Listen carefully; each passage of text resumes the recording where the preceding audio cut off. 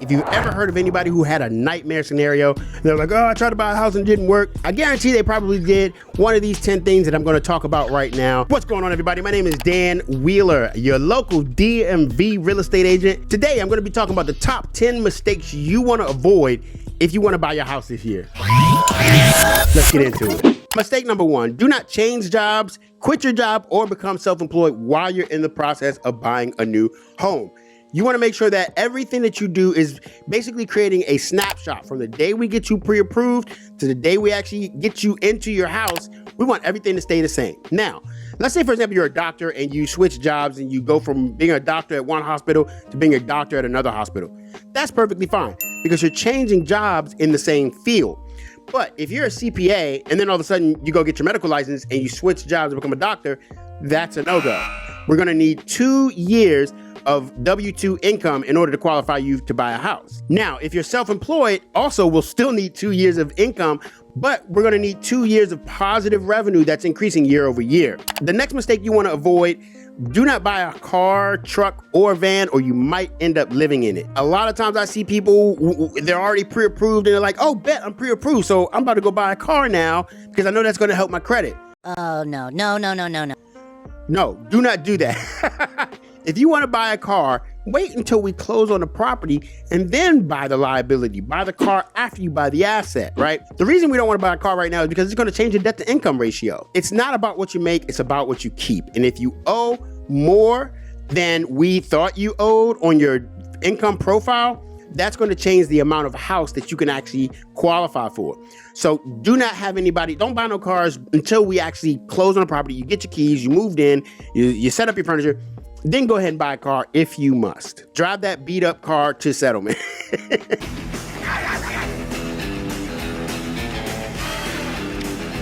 The next mistake you want to avoid, do not use your credit cards excessively. I know it gets kind of tough. The economy's shifting a little bit, but we want to make sure that we keep our credit cards at 10% of the available credit that you have. So, for example, if you have a $3,000 available credit limit, you want to keep the balance at about $300 or less because that shows the lender that you're a responsible credit card holder. We don't want the things maxed all the way out to the tilt, right? We want to make sure that you have some room in the event an emergency does happen. You're not going to default on your mortgage. Number 4, do not use any money that you have set aside for closing. If you have money set aside, let's say you pulled out some money from your 401k or you got a gift from a family member or friend, that money needs to be what we call seasoned. So it needs to stay in your bank account for a period of time. The underwriter is going to look at your bank accounts for the last 3 to 4 months and make sure that the money that's there is the money that's going to be there at closing. So once you get pre-approved, that's when they're going to look at all your bank accounts. Then they're going to say, okay, you've got X amount in there. That amount needs to stay in there until we actually go to closing, or it could affect your ability to purchase a house. You could even get denied for the loan at the last minute. We want to avoid that at all costs. Next, do not omit any debts or liabilities from your loan application. The biggest debt I see that's omitted is tax debt. A lot of times people think, oh, well, you know, it's tax debt. I didn't think that was a big deal because it didn't show up on the pre-approval process. So lenders, when they give you the pre-approval, they don't check the taxes. Don't ask me why. Why? You have to actually disclose that, but I'm telling you now to disclose your tax debt. It could really, really derail you. And the time that it derails you is right before closing because they don't actually check your tax debt. Don't ask me why. They don't check your tax debt until you get to the underwriting process. And the underwriting process is usually about a week and a half to 2 weeks before settlement. So we'll get to the underwriting process and then they'll find out that you got like $10,000 worth of tax debt and they're gonna be like, nah, you can't close. And you're gonna be like, why? If you have tax debt, that's not a problem. You can still qualify for a house, but we need to know because again, it goes towards your debt to income ratio. Now, for FHA, if you owe more than $10,000, you need to be on a payment plan. You need to have at least 3 months of payments banked with the IRS in order for us to be able to pre-approve you for a loan. With conventional loans, you need to have at least one payment on the books with the IRS, a scheduled payment that's paying down your tax debt. Next, do not buy any furniture on credit. I know that you just moved in and you're ready to get started and you don't want to go in with no furniture. But these furniture companies will sometimes, what they'll do is they'll say, oh, we're just going to do like a soft pull, right? No. Don't let them do a soft pull. Don't let them do any type of pull on your credit. Next, do not do any credit inquiries. No credit inquiries right now. So like I said, those soft pulls are still pulls. We don't want to see anything different than when we got pre-approved. Now, the pre-approval process is tricky because you go, well, I got pre-approved. Pre-approval process is basically a lender looking at your credit, your initial credit profile, and basically just kind of taking your word for it. They do kind of a preliminary search, and then they run it through kind of what's called a virtual underwriter. But that's not the actual underwriter. What's an underwriter? The underwriter basically is that person who is going to put the final seal of approval on all of your paperwork. And so we're going to take this whole process to that person. They're going to say yay or nay.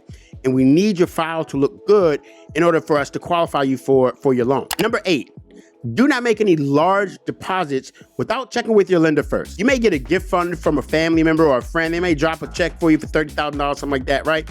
If that happens, you need to let us know. Let us know first. So if you win the lottery, you got an inheritance coming, or you're cashing out a 401k, these large deposits, if all of a sudden you drop $30,000 in your bank account and you don't usually drop $30,000 in your bank account, we're going to want to know where that came from. If you know that's happening, you need to tell the lender first. And 9 times out of 10, the lender is going to tell that person to write the check directly to the title company, not to you. Because that's just extra paperwork. We don't got to do all of that paperwork. Just write it directly to the title company. Let us know if you're going to be getting any new money into your bank account, because all that money needs to be sourced. So we need to trace that money. We can't have no duffel bag money. We can't have no mattress money.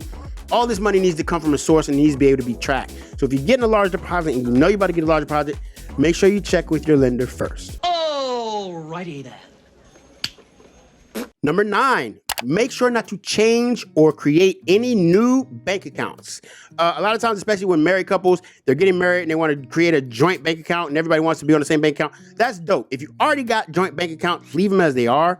But if you don't even worry about it right now, because again, that's just more paperwork. And literally, I can guarantee at the last minute, like the day before closing or a week before closing, when you're like at the most inconvenient time, the underwriter is going to call you or the lender is going to call you. They're going to want updated bank statements. And it's really, really annoying. If we got to trace down all these different bank accounts, just keep the current bank account that you had when you were pre-approved. Do not create any new bank accounts. Don't close any bank accounts. Don't open any bank accounts. I think I said that enough. Do not co-sign on a loan for anybody. I think that one, Jai, goes without saying, but I think I would say it anyway because I've run into that situation. Just because you're pre-approved does not mean we are finished with the process, right? Or even if you haven't gotten pre-approved yet and you just know that eventually you're going to be looking to buy a home in the near future, then you want to make sure that you're not attached to anybody else's credit, right? Because we have no idea what people, situations go through. And if their credit tanks, that could tank your credit. So if you know, hey, look, in the next year, 2 years, however long, I'm going to be buying a house. So sorry, Uncle Joe, I can't really co-sign on a loan right now. That's totally okay because you got to preserve your credit and your financial profile.